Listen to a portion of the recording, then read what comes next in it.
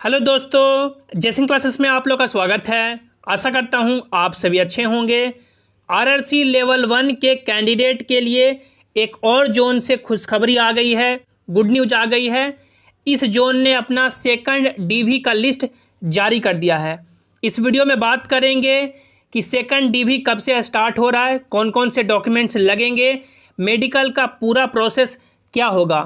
तो पूरे वीडियो में आपको बने रहना है। और यदि आप लोग चैनल पर पहली बार आए हैं या अभी तक भी सब्सक्राइब नहीं किए हैं तो कर लीजिए, ताकि जो भी रेलवे के आगे के अपडेट हो उसकी सही और सटीक जानकारी आपको मिलती रहे। क्योंकि आप लोग देख सकते हैं मेरा भी सिलेक्शन आरआरसी लेवल 1 में ग्रुप सी के पोस्ट पे हो चुका है। तो जो भी आपको यहाँ पे जानकारी मिलेगी वो बिल्कुल ऑथेंटिक होगी और सही होगी। तो आपको चैनल को जरूर सब्सक्राइब कर लेना है। आप लोग यहाँ पे देख सकते हैं ये नोटिफिकेशन है जो साउथ ईस्टर्न रेलवे कोलकाता की ओर से जारी किया गया है। आप लोग यहाँ पे देख सकते हैं office of the chairman railway recruitment cell south eastern railway headquarter garden reach Kolkata, जहाँ पे यहाँ पे देख सकते हैं notice to candidates called for second stage document verification and medical examination on 15/7/2023 against CN RRC 01 2019। यानी ये नोटिस दिया गया है सेकंड डीवी के लिए और मेडिकल के लिए, जो सिर्फ एक ही दिन होगा 15 जुलाई 2023 को, जो आपका आरआरसी लेवल 1 के वैकेंसी है उसके लिए। आप लोग यहाँ पे पढ़ सकते हैं पॉइंट नंबर फर्स्ट में, in supersession to the earlier notice of event number इतना 23/6/2019 the revised provisional list of 177 non PWD candidate shortlisted for second stage document verification schedule to be conducted on 15/7/2023 at BNR auditorium south eastern railway GRC from 10 यानी कि 10 बजे से and subsequent medical examination if qualified in document verification is enclosed. यानी जो पहले आपका notification notice 23 जून को जो जारी किया गया था उसको रिवाइज करके, यानी कि फिर से 177 नॉन PWD कैंडिडेट का यहाँ पे सेकंड स्टेज के लिए क्वालिफाई किया गया है। और 15 जुलाई को यहाँ पे एड्रेस दे दिया गया है, देख सकते हैं कि आपका BNR auditorium south eastern railway में आपका डॉक्यूमेंट वेरिफिकेशन किया जाएगा सुबह 10 बजे से। और जो भी कैंडिडेट डॉक्यूमेंट वेरिफिकेशन में क्वालिफाई करेंगे उनको आगे मेडिकल के लिए फॉरवर्ड किया जाएगा। सेकंड पॉइंट में आप लोग देख सकते हैं candidate should note that no absentee DV will be held and therefore are advised to report without fail to the avenue of second stage DV as per time mentioned against the roll number in the enclosed list। यानी कि यदि कोई भी candidate यदि absent हो जाते हैं तो उनके लिए एब्सेंट का कोई दूसरा डेट नहीं रखा गया है, इसलिए आपको हर हाल में जो डेट दिया गया है 15 जुलाई को, उसी डेट को आपको उपस्थित होना है। थर्ड पॉइंट में देखिए, candidature of candidates who remain absent on the schedule date for second stage DV will be cancelled without further notice, no further communication in this regard shall be entertained. यानी जो भी candidate 15 जुलाई 2023 को second DV के लिए absent हो जाते हैं उनका कैंडिडेचर कैंसिल कर दिया जाएगा और फिर कोई भी इसके लिए नोटिफिकेशन या कम्युनिकेशन नहीं किया जाएगा। पांचवा पॉइंट में देखिए, after document verification process candidates will be directed for medical examination at any divisional or sub-divisional hospital of South Eastern Railway.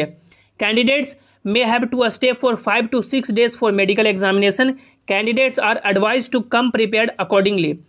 यानी कि यदि आप लोग डॉक्यूमेंट वेरिफिकेशन का सभी यानी कि प्रोसेस कंप्लीट कर लेते हैं, सभी चीज़ आपका सही रहता है, तो फिर आगे अगला दिन आपको मेडिकल एग्जामिनेशन के लिए भेजा जाएगा किसी भी डिविजनल या सब डिविजनल हॉस्पिटल में साउथ ईस्टर्न रेलवे कोलकाता का, जिसमें कैंडिडेट को ये एडवाइस दिया जाता है कि मेडिकल एग्जामिनेशन के लिए कम से कम 5 या 6 दिन रहने का अपना प्रबंध कर ले। हम लोग आगे बात करेंगे इसी वीडियो में कि कम से कम आपको यानी कि क्या प्रोसेस अपनाना है ताकि एक ही दिन में आपका पूरा प्रोसेस मेडिकल का कंप्लीट हो जाए और आप लोग दूसरे दिन ही घर अपने लौट पाए। नहीं तो कई कैंडिडेट ऐसे भी होते हैं जो 3-4 दिन 5 दिन उनको यानी कि लटका के रखा जाता है।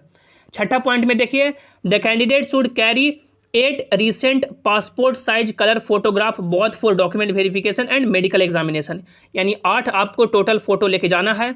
7वां पॉइंट में देखिए, the candidate should bring 2 sets of photostat copies of all documents along with original certificates and documents. List of document certificates are indicated below। यानी 2 आपको फोटो कॉपी लेके जाना है सभी ओरिजिनल डॉक्यूमेंट का, और ओरिजिनल डॉक्यूमेंट भी आपको साथ लेके जाना है। फर्स्ट में देखिए कॉल लेटर ऑफ पीईटी यानी फिजिकल एफिशिएंसी टेस्ट आप लोगों ने दिया था, यानी आप लोगों ने जो दौड़ा था या अपना जो वजन उठाया था उसका आपको एडमिट कार्ड लेके जाना है। कॉल लेटर ऑफ सीबीटी यानी आप लोगों ने कंप्यूटर बेस्ड टेस्ट एग्जाम दिया था, उसका आपको कॉल लेटर लेके जाना है, एडमिट कार्ड लेके जाना है।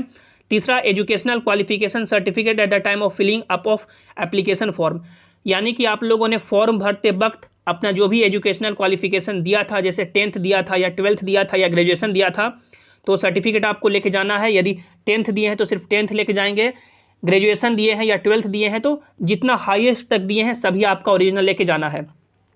Caste certificate submitted at the time of filling up of application form, यानी कि एप्लीकेशन फॉर्म में यदि आप लोगों ने कोई अपना कास्ट सर्टिफिकेट सबमिट किया था, ओबीसी SC ST, तो वो लेके जाना है। ओबीसी सर्टिफिकेट यदि आप लोगों ने सबमिट किया है तो वो लेके जाना है। इशूड यानी कि from the date of document verification, इसमें बता दिया गया है कि देख सकते हैं OBC certificate submitted at the time of filling application form including OBC certificate issued within 1 from the date of document verification. यहाँ पे देख सकते हैं विद इन के बाद यहाँ पे नहीं लिखा गया, विद इन 1 ईयर, यहाँ पे ये देख सकते हैं issued within 1 from the date of document verification. 1 के बाद नहीं लिखा गया 1 ईयर या 1 मंथ, यहाँ पे देख सकते हैं, तो 1 साल पुराना आई थिंक चलता है, तो आप लोग ओबीसी सर्टिफिकेट बना लेंगे। आधार कार्ड, पैन कार्ड और फोटो आइडेंटिटी आप लोग ले लेंगे और इसका आप लोग फोटो कॉपी करा लेंगे। आगे क्या बताया गया है देख सकते हैं, तो ये आपका देख सकते हैं 8वां पॉइंट में कि it may be noted that merely calling a candidate for DV does not entitle him or her in any way to an appointment in the railways. Their consideration for further process of recruitment is subject to them being found eligible in DV and medical examination by the railway. यानी कि यदि आपको सिर्फ DV के लिए बुला लिया जाता है तो ये कोई ज़रूरी नहीं है कि आपका जॉब पक्का हो गया, आगे डॉक्यूमेंट वेरिफिकेशन और मेडिकल प्रोसेस सभी कंप्लीट होगा, उसके बाद ही आपको यानी कि अपॉइंट किया जाएगा। 9 पॉइंट में देखिए 9 नंबर में कि certificate obtained in any format other than the prescribed format annexure to CNRRC 01/2019 and certificate signed by the authorities not competent as the detailed notification shall not be accepted. A stamp and seal of the authority issuing the certificate should be clear and prominent in case of certificate issued offline. यानी कि जो railway format में जो आपका दिया गया है annexure, आप लोग रेलवे फॉर्मेट का उसी एनेक्चर में अपना बनाएंगे, जैसे कि SC सर्टिफिकेट या OBC सर्टिफिकेट या EWS सर्टिफिकेट 2019 के नोटिफिकेशन में वो एनेक्चर दे दिया गया है। और ऑफलाइन यदि आपका बना हुआ है तो सील और स्टाम्प आपका क्लियर होना चाहिए और कंपिटेंट अथॉरिटी से होना चाहिए। यदि आप लोग OBC सर्टिफिकेट लेके जा रहे हैं या SC सर्टिफिकेट या EWS सर्टिफिकेट तो कम से कम आपको SDO तक बनाना है। CO तक बनाएंगे तो फिर दिक्कत हो जाएगी, क्योंकि CO तक नहीं चलता है। कम से कम SDO तक बनाइए, DM तक बन जाता है तो ठीक है, नहीं तो कम से कम SDO तक तो जरूर ही बनवाएंगे। उसके बाद आप लोग देख सकते हैं यहाँ पे कम्युनिटी वाइज कट ऑफ दे दिया गया है, जैसे UR का कट ऑफ 74.99 रहा, OBC का 70.32, SC का 62.62, ST का 52.96 और EWS का 62.63। टोटल 177 कैंडिडेट को बुलाया गया है।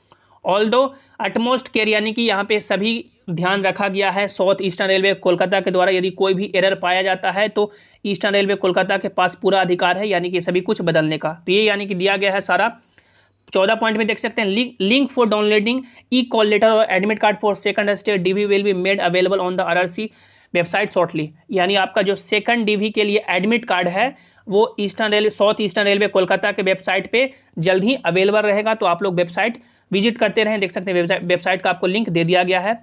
जल्द ही 2 दिन में 3 दिन में आपका जो ये आपका एडमिट कार्ड है वो इशू कर दिया जाएगा। उसके बाद आप लोग आगे देख सकते हैं ये आपका सभी कैंडिडेट का registration number, I think roll number दिया गया है। देख सकते हैं ये revise provisional list of short listed candidate for second state DV in eastern railway, यानी कि देख सकते हैं ये आई थिंक की रोल नंबर है। तो आप लोग यहाँ से रोल नंबर अपना चेक कर सकते हैं कि कौन कौन से कैंडिडेट 177 कैंडिडेट में आपका आया है या नहीं आया है। तो आप लोग यहाँ पे कट ऑफ भी देख सकते हैं और ये भी देख सकते हैं कि पहले आपके कम्युनिटी का कितना कट ऑफ गया था और अभी कितना ड्रॉप हुआ है।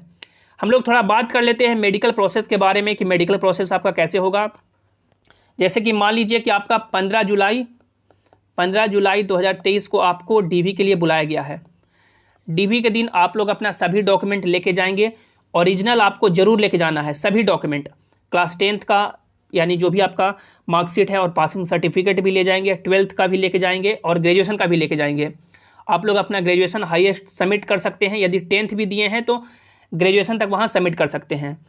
उसके बाद मान लीजिए कि आपका यानी सभी प्रोसेस कंप्लीट हो गया, सभी आपका डॉक्यूमेंट सही है, तो आपको यानी कि 24 रुपये का, आई थिंक कि 24 रुपये का आपको मेडिकल का वहाँ पे पर्ची कटाना होता है।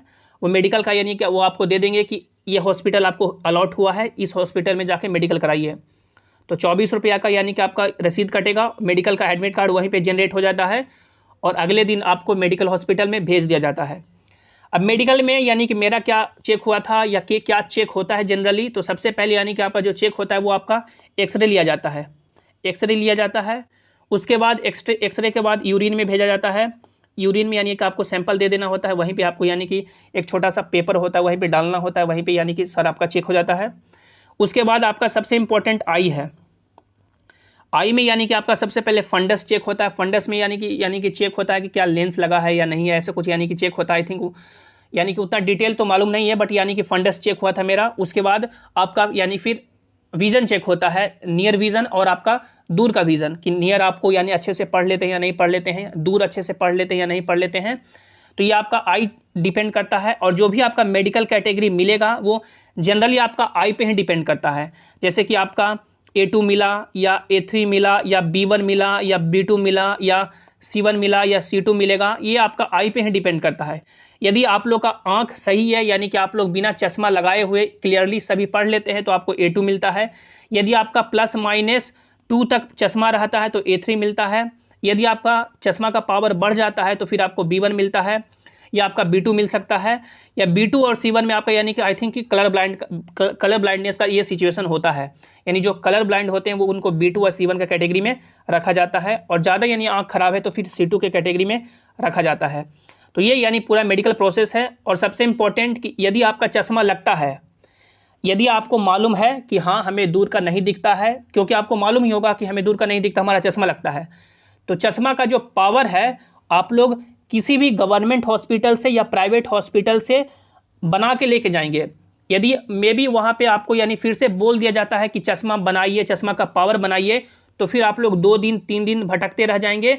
और फिर यदि आपको दोबारा लौटा दिया जाता है तो दिन भर आपको अगले दिन बैठाया रहेगा, मेडिकल बोर्ड बैठता है, फिर काफ़ी यानी लंबा सिचुएशन हो जाता है।